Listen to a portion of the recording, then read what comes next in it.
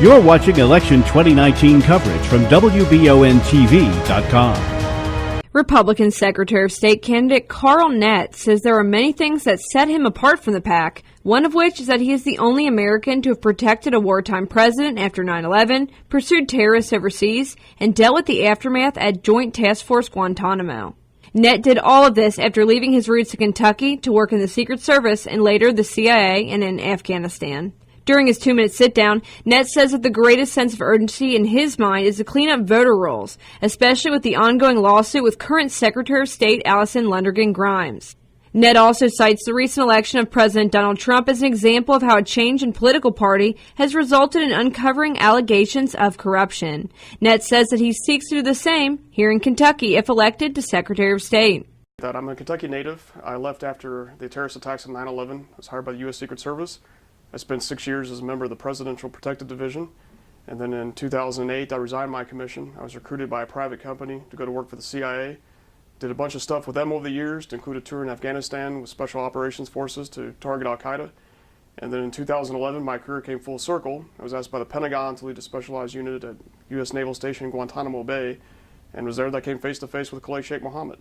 I was going to be a police officer in Louisville. That was my ambition, but the Secret Service hired me first. I'm the only criminal investigator in the race, so I think that's important. I'm the only trained intelligence and counterintelligence officer in the race. We have new and emerging threats from foreign intelligence agencies into our election system, so I bring a unique skill set to that.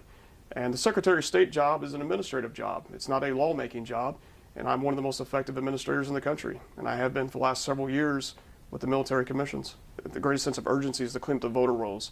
As you may have read, there's a lawsuit from Judicial Watch which names Allison Grimes as defendant and one of my Republican opponents, accusing them of maintaining dirty voter rolls in Kentucky. We have 48 counties where you have more registered voters. There were cases in this last November election where you had double voting in Kentucky. And you're from Ohio. There were people who voted in Jefferson County and in Hamilton County, Ohio. That's election fraud. There's already a plan that's been approved by the U.S. Supreme Court because it's been litigated. And that's the model we're going to follow here in Kentucky with some modifications. We're going to look at voters who have been dormant for 2 federal election cycles, or 8 years, and then we're going to send them a prepaid postage mailer. So we're not accused of a poll tax. They don't have to pay for a stamp, and just ask for a return, meaning are you still alive? Are you still a resident of Kentucky? Are you still a voter?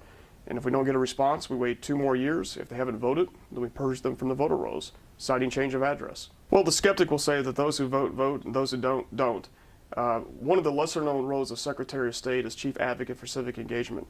So what I'm doing is I'm working with members of the American Legion and the Military Order of World Wars to focus on bringing civics and history back to the classrooms of Kentucky, and as part of that, focusing on the Constitution, starting with first graders.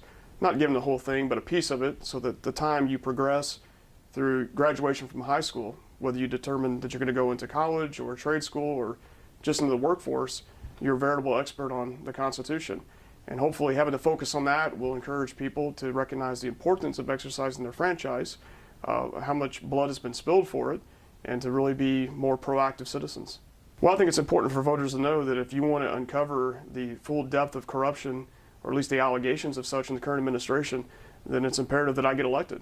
If Donald Trump was not elected president, look at what we would not know about the inner workings of the FBI and the NSA, the CIA, etc. Some of these agencies that I've served, what they were doing to meddle in an election. So I think it's important that Republicans get me through this primary. I get elected in November, and I can pursue that investigation in the Secretary of State's office. If I'm the nominee of our party in the fall, I will be able to say that I'm more qualified, not just to be Secretary of State, but I'm more qualified to be Miss America than Heather French Henry is to be Secretary of State. You're watching Election 2019 coverage from WBONTV.com.